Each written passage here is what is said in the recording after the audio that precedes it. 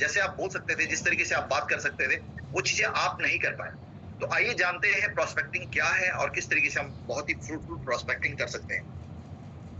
सबसे पहले प्रोस्पेक्टिंग को करने से पहले आपके दिमाग में एक चीज होनी चाहिए कि आप किन लोगों को ढूंढ रहे हैं। ऐसे लोग जो ओपन है अंडरस्टैंड करने के लिए। ऐसा कोई बंदूक लेके हंटर वाली पॉसिबिलिटी नहीं, गन लेके आप निकल पड़े जंगल में और जो सामने आ रहा है, जो भी जानवर है, खरगोश मिला तो उसको गोली मार दिया और हिरन मिला तो उसको गोली मार दिया। तो आपको यू नीड टू अंडरस्टैंड कि आपको ऐसे लोग आपके क्राइटेरिया के होने चाहिए जिन जो लोग सुनने के लिए एटलीस्ट तैयार हैं, समझने के लिए एटलीस्ट तैयार हैं। दूसरा, आप इनविटेशन, ये जो है ये गेटवे स्किल है, ये वो स्किल है जो आपके लिए दरवाजा खोलती है आगे के उसके लिए, मतलब आगे का प्रोसेस में जाने के लिए। तो पहला लिस्ट बिल्डिंग, दूसरा प्रोस्पेक्टिंग एंड इनविटेशन। अब ये इनविटेशंस क्या है, रूल्स ऑफ इनविटेशन क्या है। सबसे पहला rules of invitation, always be excited. आप उत्साहित होने चाहिए। आप जब किसी को इनवाइट कर रहे हैं तो आप इस तरीके से नहीं कि आप क्रियाक्रम का न्योता नहीं दे रहे हैं, कार्यक्रम का न्योता दे रहे हैं। इस तरीके से आपका फीलिंग होना चाहिए। कार्यक्रम और क्रियाक्रम दोनों में इनविटेशन मिलता है। तो क्रियाक्रम में कैसे इनविटेशन दिया जाता है और कार्यक्रम में कैसे इनविटेशन दिया जाता है। कार्यक्रम में हैप्पीनेस अराउंड योर फेस। आप जब बोलते हैं तो आपका एक्साइटमेंट आपके जुबान में होना चाहिए। एक्साइटमेंट का मतलब ये नहीं है कि आपके पैरों के नीचे स्प्रिंग लगे आप कूद रहे हैं। एक्साइटमेंट में खनक होनी चाहिए आपकी आवाज के अंदर। तो ऑलवेज बी एक्साइटेड। दूसरा, keep it short and simple. साधारण रखना है। Keep it short and simple. The किस फॉर्मूला, किस फॉर्मूला कि आपने अपने इनविटेशन को साधारण और सिंपल रखना है। उसके बाद बी इन हरी, मतलब आपको ये प्रोजेक्ट करना है कि आप जल्दबाजी में हैं, आपके पास समय की उपलब्धता नहीं है, आप अभी थोड़ी तेजी में हैं, आप डैम बिजी हैं। तो इस तरीके से ये नियम है आपके इनविटेशन के। एंड इनवाइट करना है, एक्सप्लेन नहीं करना है। इनवाइट करना है, एक्सप्लेन नहीं करना है। व्हाट पीपल डू, लाइक एक आदमी का आपने कॉल किया, आपने बोला कि मैं आपको मिस्टर शर्मा, मैं आपको इनवाइट करना चाहता हूं आज एक स्पेशल कॉल के लिए जो रात को 9 बजे है। ये जूम का लिंक है, अगर आप आ सकते हैं तो प्लीज आप आइएगा। मतलब मान लीजिए आपने किसी तरीके, अब वो मिस्टर शर्मा ने आपसे पूछना शुरू किया नाम क्या है कंपनी का, तो आपने बोला उस कंपनी का नाम फला फला है। देन ही सेड कि करना क्या पड़ेगा। Then start explaining. आपको लगा बंदा इंटरेस्ट ले रहा है। उसके बाद आपसे उसने पूछा और कौन लोग हैं जो आपके साथ जुड़े हुए हैं, आपके अपलाइन, आपके डाउनलाइन, आपके side line, cross line, company का mechanism and everything he understood and finally said no thank you, I am not interested. हुआ क्या, क्योंकि आपने बहुत सारा एक्सप्लेनेशन उसको दिया एंड दैट इज व्हाई आपने प्रीमेच्योर डेथ कर दिया अपने प्रोस्पेक्ट। आपने क्या करना है, आपने उसको बहुत ही क्रिस्पी सा, बहुत ही कट शॉर्ट इनविटेशन देना है। एंड देन ही सेड कि mister Sharma, I am slightly busy right now, मैं थोड़ा सा अभी व्यस्त हूँ और मैं एक्चुअली ये बहुत इंपॉर्टेंट कॉल थी इसलिए मैंने आपको इनवाइट किया एंड मैं बहुत ज्यादा बिजी अभी हूँ। हम कभी इस बारे में चर्चा करेंगे, लेकिन रात को 9 बजे का इवेंट आप जरूर अटेंड करें। तो इस तरीके से आपको बहुत ही शॉर्ट एंड सिंपल तरीके से इन्वाइट करना है। कैसे करना है, use right words with faith and enthusiasm. सही शब्दों का प्रयोग आपने करना है जिसमें आपका उत्साह भी नजर आना चाहिए, आपकी उम्मीद, आपका फेथ, आपका ट्रस्ट भी रिफ्लेक्ट होना चाहिए आपके शब्दों के अंदर। नाउ सही शब्द क्या है, द रॉन्ग वर्ड्स क्या है और सही शब्द क्या है। तो रॉन्ग वर्ड्स में अगर मैं बात करूं, मैक्सिमम लोग बोलते हैं हमारे पास बिजनेस अपॉर्चुनिटी है। समझने की कोशिश कीजिएगा, ये कोई गलत शब्द नहीं है, लेकिन with due course of time पीछे नेटवर्क मार्केटिंग में बहुत सारे लोगों ने इस वर्ड्स को, इस शब्द को बहुत ज्यादा ओवर एक्सप्लॉइट किया है, बहुत ज्यादा इसका शोषण हुआ है। एंड दैट इज व्हाई जैसे बिजनेस अपॉर्चुनिटी की बात करते हैं, जो सामने वाला जो प्रोस्पेक्ट है उसके ब्रेन के अंदर पुरानी फाइलें खुल जाती हैं। उसको पिछली बार भी किसी ने बिजनेस अपॉर्चुनिटी के नाम पे इनवाइट किया था एंड वो उसमें उसका तजुर्बा, उसका एक्सपीरियंस, उसका जो समझ है उस अपॉर्चुनिटी को लेके बहुत ही नेगेटिव रही थी एंड इस वजह से वो पहले ही पॉइंट पे दरवाजा क्लोज कर देता है। तो बेटर इन शब्दों का प्रयोग ना करें। जैसे हम बोलते हैं आप अगर मेरे को ज्वाइन करेंगे ना तो ज्वाइन करेंगे सर, मैंने उनके साथ ज्वाइन किया, आप मेरे साथ ज्वाइन कीजिएगा, फिर आप किसी और को ज्वाइन कराएगा। ये ज्वाइनिंग का भी जो टर्म है इसको भी कोशिश कीजिए अवॉइड करें। आप समझिएगा ऐसे कोई तोते की तरह रटा नहीं जा सकता, आप बहुत ही नेचुरल फ्लो में बोलेंगे, लेकिन अगर आपके सबकॉन्शियस में चीजें हैं तो please try to be slightly professional. जब आप प्रोफेशनल बनेंगे आप इन चीजों को धीरे धीरे प्रैक्टिस पे लेके आएंगे। डॉलर्स को मेंशन मत कीजिए, $30 $120 मैंने लगाए थे, $120 आपको लगाना पड़ेगा, $30 आपको लगाना पड़ेगा। ये डॉलर्स का जैसे बोलते हैं तो उनके दिमाग में अगेन एक नेगेटिव इमेज पॉपअप होती है एंड जो उनको आगे बढ़ने से रोकती है। देन मीटिंग, प्रेजेंटेशन, सेमिनार, ये टर्म्स भी ऐसे हैं जो पिछले लंबी ड्यूरेशन में नेटवर्क मार्केटिंग के अंदर यूज हुए हैं। एक आम आदमी जो मिडिल क्लास व्यक्ति है, आपका और मेरा, समझिएगा, आपका और मेरा जो प्रोस्पेक्ट है वो 95% कैटेगरी का व्यक्ति है। वो व्यक्ति है मिडिल क्लास व्यक्ति, वो व्यक्ति है अपर मिडिल क्लास व्यक्ति। वो आइकॉनिक बिजनेसमैन नहीं है जिनको बिजनेस प्रेजेंटेशन, सेमिनार रोज टर्म्स में यूज हो रहे हैं। ये जो छोटा दुकानदार है, ये जो आपका पड़ोसी है, जो आपका रिलेटिव है, उनके लिए मीटिंग का मतलब नेटवर्क मार्केटिंग का मीटिंग, प्रेजेंटेशन का मतलब वही प्रेजेंटेशन। तो ये सारे टर्म्स भी पिछले इस 95% कम्युनिटी के अंदर जो यूज हुए हैं वो ओवर यूज हुए हैं एंड इस वजह से इनका भी एक नेगेटिव इंप्रेशन जाता है। नाउ स्पीकर, अपलाइन, ये भी ऐसे टर्म्स हैं जो इंडिकेट करते हैं कि ये कोई स्कैम वाला कंपनी है, ये कोई नेटवर्क मार्केटिंग कंपनी है। स्कैम का मतलब, जब नेटवर्क मार्केटिंग बोलते हैं तो एक आम आदमी को नॉलेज की कमी की वजह से उसको लगता है कि यार मतलब ये उसकी जैसी कंपनी। तो आप समझिएगा कि जितने भी नेटवर्क मार्केटिंग का जो बिजनेस मॉडल है वो दुनिया का सबसे बेस्ट बिजनेस मॉडल, लेकिन जितने भी स्कैम्स हुए हैं दुनिया के अंदर उन्होंने जनरली उस बिजनेस मॉडल को कॉपी किया है एंड दैट इज व्हाई उसका एक इंप्रेशन मार्केट के अंदर या उन लोगों के जहन में उतना बेहतरीन नहीं है।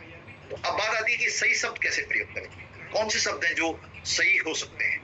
तो ये शब्द हो सकते हैं, जैसे मैं अपने आप को बड़ा किस्मत वाला समझता हूँ कि मुझे ये मौका मिले।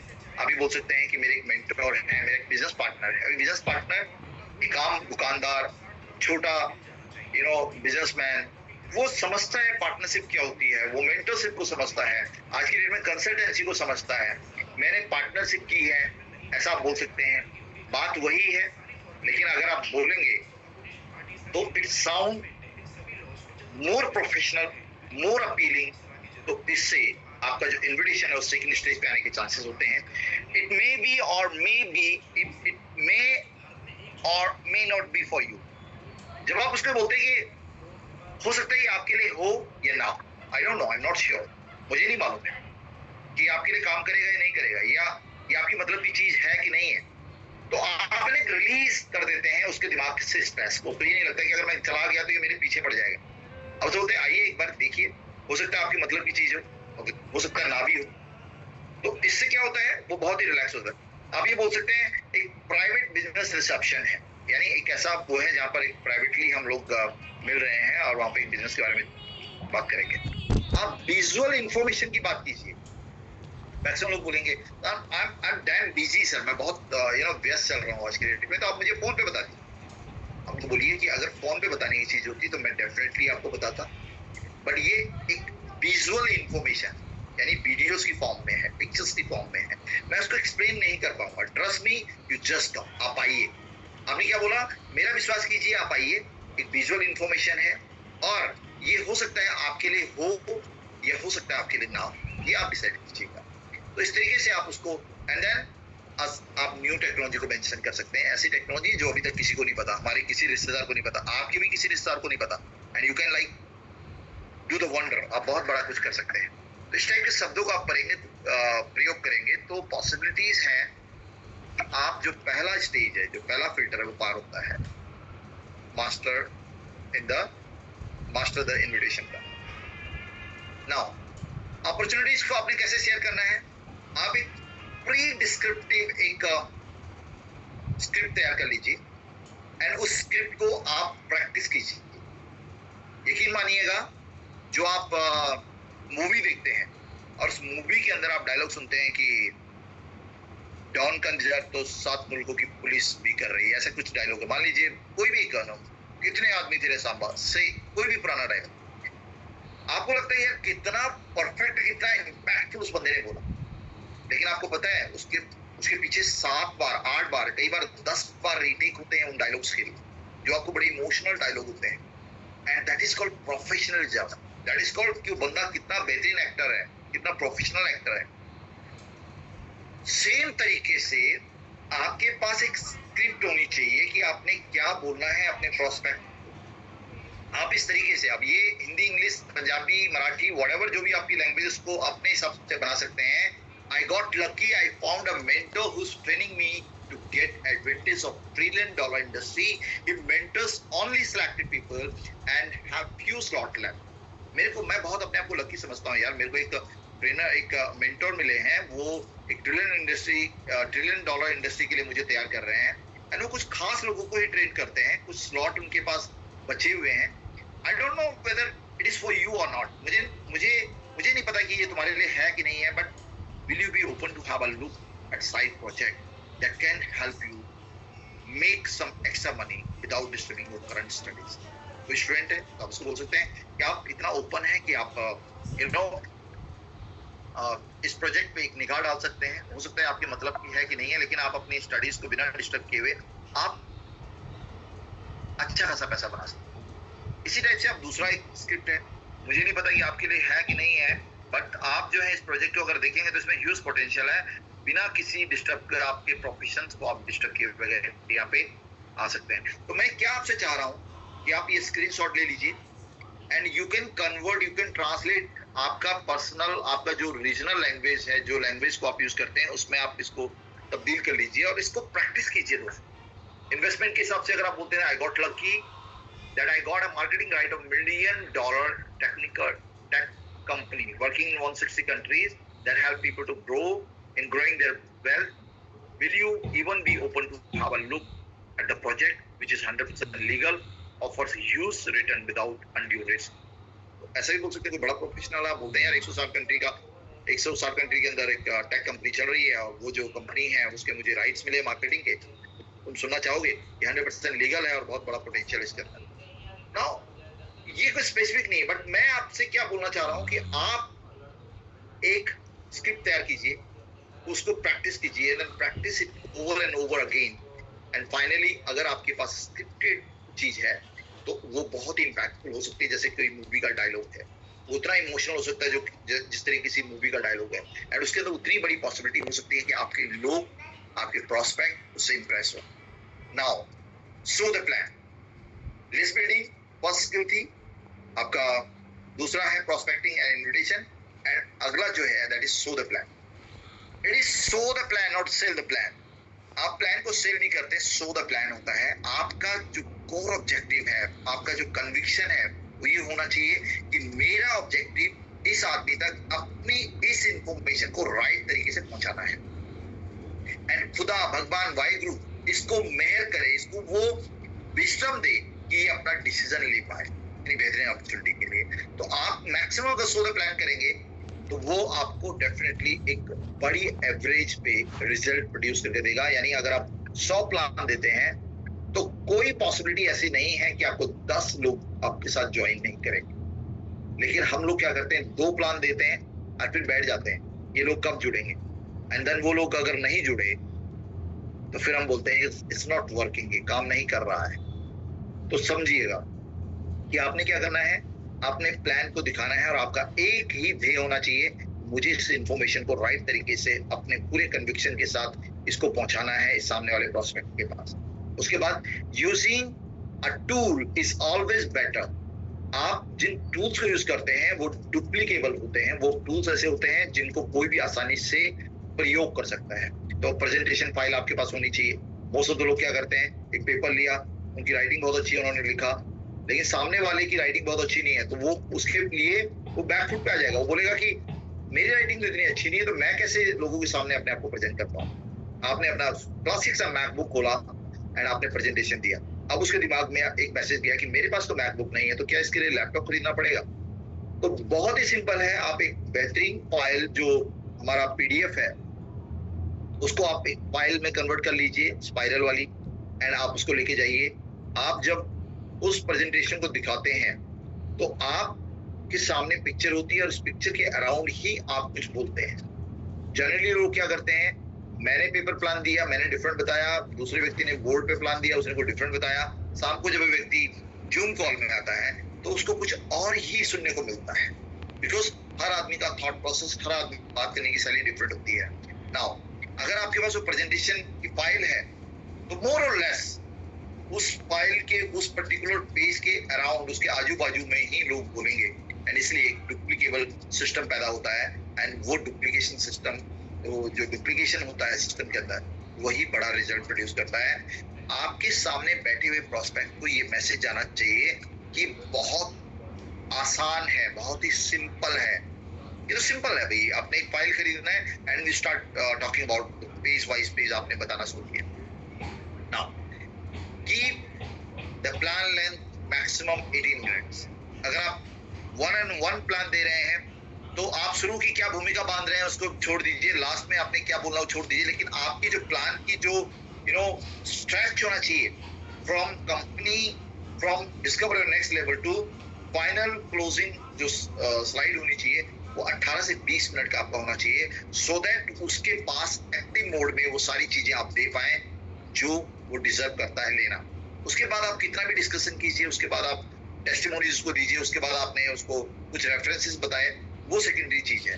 लेकिन अगर आपका प्लान जितना शॉर्ट एंड सिंपल होगा उतनी ज्यादा उसकी लीड जनरेट होने की चांसेस ज्यादा होंगे। तो आपने प्लान को शॉर्ट एंड सिंपल रखिए। थर्ड पार्टी वैलिडेशन को यूज करना है। आप जिसके पास जा रहे हैं आप थोड़ा सा स्टडी कीजिए कि उसके पड़ोस में, रिश्तेदार में, भाई बंद में, फ्रेंड सर्कल में कोई ऐसे व्यक्ति है जो ऑलरेडी इस सिस्टम के माध्यम से अचीवमेंट हासिल कर चुका है। तो definitely you will find someone. आप जिस प्रोफेशन का व्यक्ति है, आप एक लॉयर के पास गए, आपके पास लॉयर की एक टेस्टिमनी होनी चाहिए। आप किसी डॉक्टर के पास गए, आपके पास डॉक्टर की सफलता की कहानी होनी चाहिए। आप किसी हाउसवाइफ के पास गए, आपके किसी हाउसवाइफ की स्टोरी होनी चाहिए जो उसको प्रेरित करे, जहां पर वो रिलेट कर पाए। उसके बाद finally use triple F formula. Triple F formula is feel, felt and found. जब भी कोई ऑब्जेक्शन आता है, ऑब्जेक्शन आना बहुत लाजमी है। प्लान देने के बाद ऑब्जेक्शन आना बहुत लाजमी है।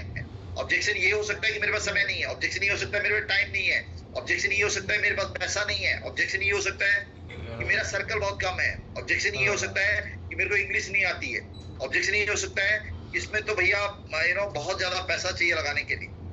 फील आपने उसके तरफ होना है कि बिल्कुल जैसा आप कह रहे हैं, फील मैं भी ऐसे महसूस करता था, फील, फेल्ट जैसा आप महसूस कर रहे हैं, फेल्ट मैं भी ऐसा महसूस करता था, मैं भी ऐसा ही सोचता था।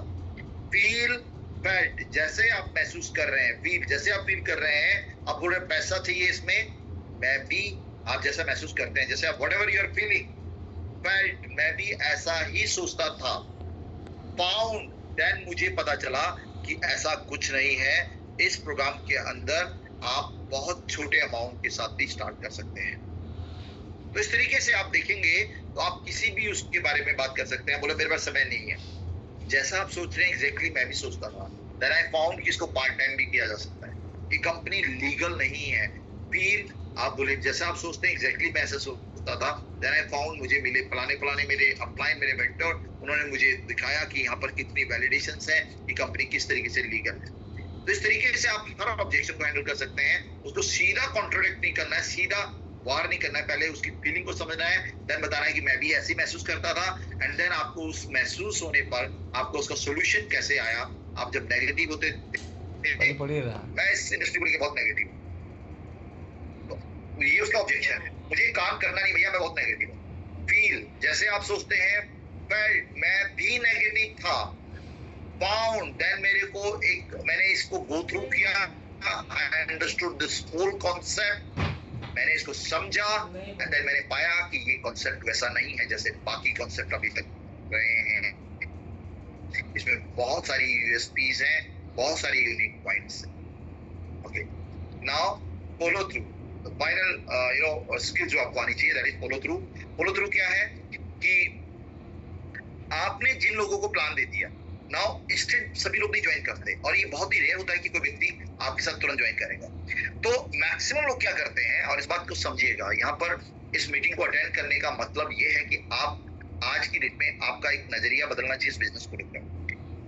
एक व्यक्ति को आप गए, उसने प्लान दिखाया आपको, आपने उसको प्लान दिखाया, एंड देन ही सेड कि यार अभी मेरे पास पैसा नहीं है, व्हाटएवर, या उसने बोला कि अगले महीने मेरी कमेटी में उठाऊंगा, या व्हाटएवर जो भी, या मेरे पास समय नहीं है।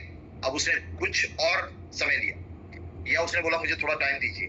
समझिएगा बात को कि मैक्सिमम लोग फर्स्ट टाइम में ज्वाइन नहीं करते हैं। तो पैसा कहाँ पर है? पैसा है फॉलो थ्रू में। आप जब उसको रिपीटेड उसको विजिट करते हैं, जब उसको कॉल करते हैं, तो जिम रोहन जो कि दुनिया के टॉप मोस्ट सेल्स गुरु हैं, वो कहते हैं pennies lies in the sales and fortune lies in the follow. यानी आपको अगर चवन्नी अठन्नी चाहिए ना, तो वो सेल्स में आपको मिल जाएगा, लेकिन अगर आपको बड़ा पैसा बनाना है तो वो निकलता है फॉलो अप से। ऐसा जिम रोहन बोलते हैं, जिनकी अपनी स्टडी है। तो हर एक आदमी जो शुरुआती दौर में आपको बोलता है, वो ना बोलता है।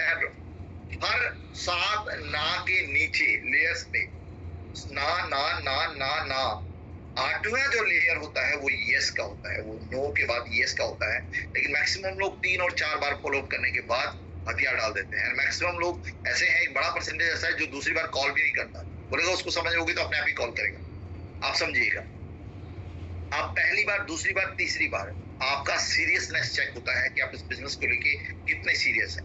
एंड जब आप अपने प्रोस्पेक्ट पे मैसेज देते हैं कि आप सीरियस नहीं हैं, उसकी कोई इंपॉर्टेंस नहीं है आपकी लाइफ में, तो मैक्सिमम लोग उस सेल को लूज कर देते हैं। पहला जो फॉलो होना चाहिए वो 24 से 48 घंटे के अंदर होना चाहिए।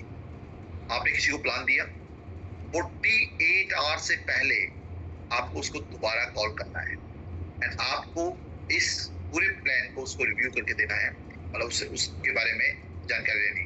क्लोजिंग और क्लोजिंग, कई बार ऐसा होता है कि आप क्लोजिंग नहीं कर पाए, लेकिन आपका उसके साथ जो रिश्ता है उसमें सुदृढ़ता आनी चाहिए, उसके अंदर क्लोजनेस आनी चाहिए। एक व्यक्ति के पास आप गए, he said कि यार I'm not interested in this, तो आप उसको बोल सकते हैं सर क्या हम दोस्त तो बन ही सकते हैं, चलो बिजनेस नहीं दोस्त तो बन सकते हैं। And you have his number. आपने उसको बोला कि परमिशन अगर आप लेंगे, परमिशन लेके क्या मैं आपका नंबर ले सकता हूँ, and I will not bother you, बार बार आपको तकलीफ नहीं दूंगा, लेकिन मैं आपकी पर्सनैलिटी से बहुत इंप्रेस हुआ, आपकी नॉलेज से, आप कुछ भी उससे बोल सकते हैं। And then you can ask उसका नंबर। आपने उसका नंबर लिया, फिर दूसरी परमिशन आप उससे ले सकते हैं, क्या कभी हम कनेक्ट हो सकते हैं, क्या कभी हम कॉफी पे मिल सकते हैं एज अ फ्रेंड। तो आपने क्या किया, आपका बिजनेस तो नहीं हुआ, क्लोजिंग तो नहीं हुई, लेकिन आपने एक व्यक्ति के साथ क्लोजिंग किया, नजदीकियां बढ़ाई। एंड जब ये रिलेशन में मिठास होती है ना, तो business become a by product. Business तो होना ही होना है, पैसा तो आना है। अगर एक व्यक्ति आप पे ट्रस्ट करना शुरू कर देता है, एक व्यक्ति आप पे बिलीव करना शुरू कर देता है, तो सारी चीजें जो है वो बाय डिफॉल्ट अपने आप होनी शुरू हो जाती है बिजनेस। तो परमिशन आपने मांगनी है। आपने परमिशन मांगा, क्या मैं आपका नंबर ले सकता हूँ?